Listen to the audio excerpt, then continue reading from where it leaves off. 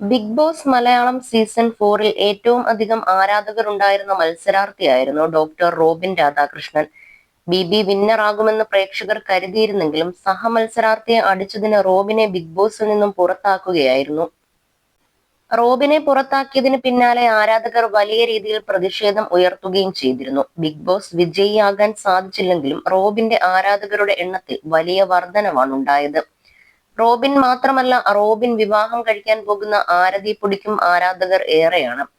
ഇപ്പോൾ ആരതിയുടെ യൂട്യൂബ് ചാനലിൽ റോബിനും ആരതിയും ഒരു വീഡിയോ പങ്കിട്ടിരിക്കുകയാണ്. 22-ാം തീയതി തനിക്കൊരു സർജറി ഉണ്ടെന്നാണ് റോബിൻ പറഞ്ഞിരിക്കുന്നത്. എന്താണ് സംഭവിച്ചതെന്നും റോബിൻ പറയുന്നുണ്ട്.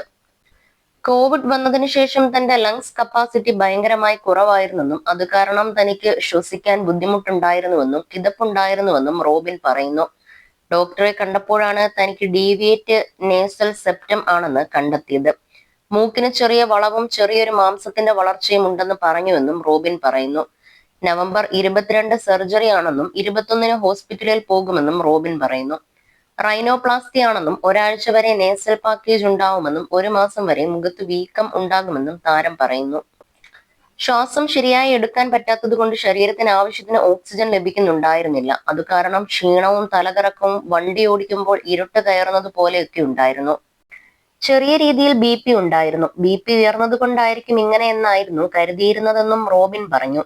നിരവധി പേരാണ് ഈ വീഡിയോയ്ക്ക് താഴെ കമന്റുമായി എത്തിയിരുന്നത്. സർജറി നന്നായി നടക്കട്ടെ, ഞങ്ങളുടെ പ്രാർത്ഥനയും സ്നേഹവും ഞങ്ങളുടെ ഡോക്ടർ ബ്രോയ്ക്കൊപ്പം ഉണ്ടാകും.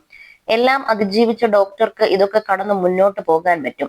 സർജറിയൊക്കെ നന്നായി നടക്കട്ടെ, എല്ലാവരുടെയും പ്രാർത്ഥനയും സപ്പോർട്ടും എപ്പോഴും ഉണ്ടാകും. സർജറി ഒക്കെയും കഴിഞ്ഞ് ആരോഗ്യമൊക്കെയും വീണ്ടെടുത്ത് ഡോക്ടർ തിരിച്ചു വരും. കാത്തിരിക്കുന്നു, എനർജറ്റിക് ആയി ഡോക്ടറെ വീണ്ടും കാണാൻ എന്നിങ്ങനെ പോകുന്നു കമന്റുകൾ.